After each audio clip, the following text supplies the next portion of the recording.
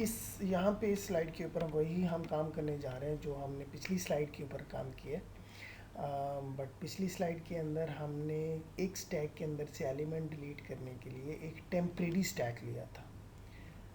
यहाँ पे हम ये एक्सरसाइज करने जा रहे हैं कि आपके पास एक ही स्टैक है, स्टैक एरे, जिसका साइज़ 11 है और उसके अंदर कुछ एलिमेंट्स मौजूद हैं।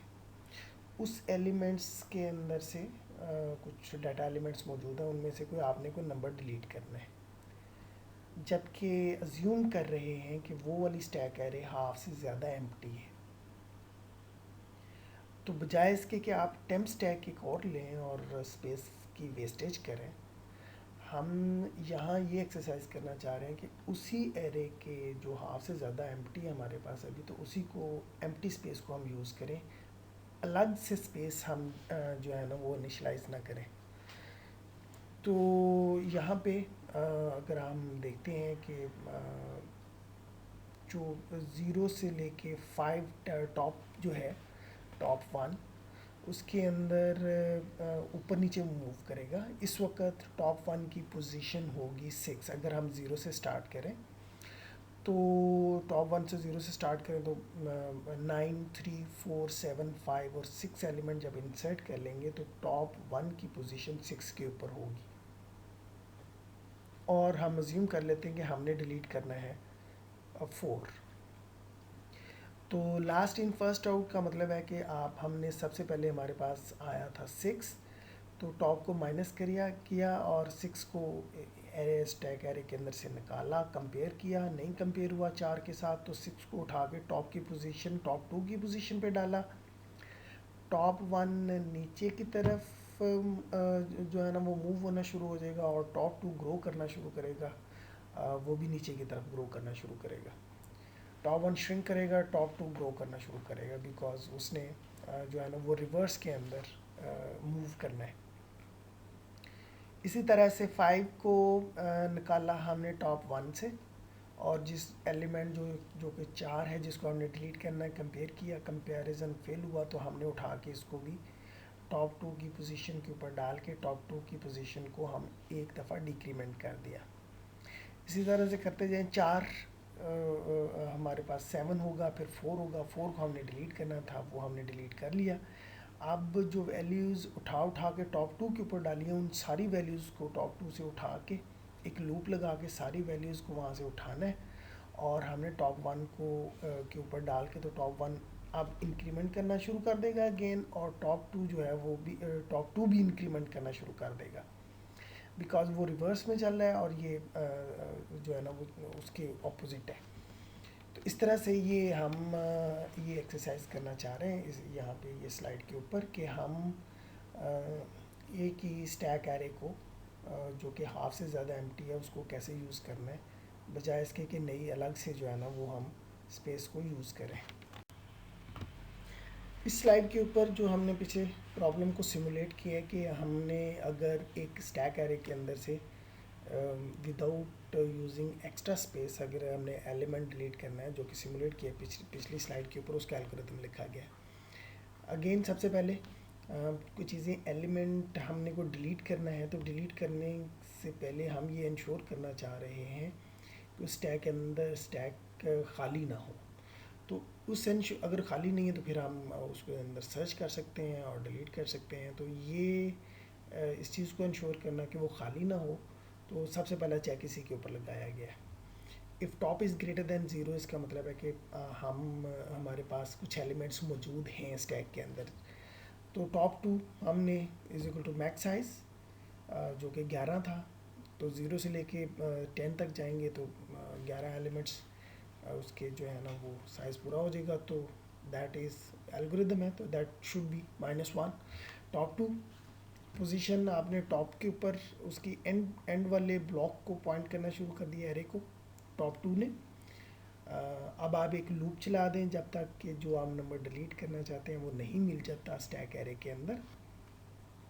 जब तक नहीं मिलता, स्टैक के अंदर से टॉप वाली पोजीशन से वैल्यू उठाएं और उसी स्टैक की जो लास्ट वाली पोजीशन जिसको टॉप 2 पॉइंट कर रहे हैं वहाँ पे वैल्यू डाल दें, और टॉप टू भी एक दफ़ा डिक्रीमेंट होगा और टॉप भी डिक्रीमेंट होगा एक दफ़ा।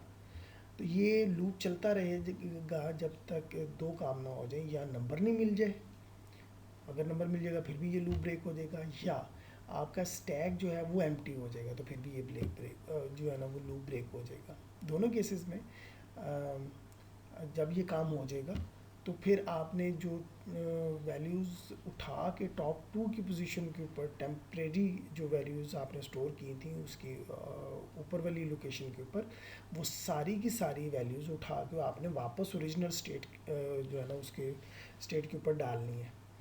तो उस केस के अंदर अगेन एक से ज़्यादा वैल्यूज़ अगर ऊपर गई मूव हुई हैं, एक है एक से ज़्यादा, तो आपको लूप यूज़ करना पड़ेगा। तो यहाँ पे भी हमने वो लूप यूज़ किए जब तक कि टॉप टू जो है वो अगेन अपने मैक्स साइज़ तक नहीं पहुँच जाता। तो लूप चला दें और टेम्प स्टैक नहीं होगा, बेसिकली ये स्टैक ही है। तो उसी स्टैक के टॉप टू पोजीशन से उठा के तो स्टैक के अंदर चीज़ें डालते रहें और टॉप भी प्लस होगा और टॉप टू भी प्लस प्लस होता चला जाएगा। इस स्लाइड के ऊपर हम कोड डिस्कस करने जा रहे हैं उस एल्गोरिदम का जो कि पिछली स्लाइड के ऊपर हमने डिस्कस किया था। इस कोड के मुताबिक डेल number using same stack method का नाम है। इस मेथड को एक नंबर पास होगा मेन से, और इस मेथड ने वो नंबर उस स्टैक एरे के अंदर सर्च करके डिलीट करना है, और इस मेथड की जो रिटर्न टाइप है that is a bool. This means अगर वो नंबर मिल जाएगा जो डिलीट होना है और वो सक्सेसफुली डिलीट हो जाएगा तो ये मेथड रिटर्न करेगा ट्रू, अदरवाइज ये मेथड रिटर्न करेगा फॉल्स।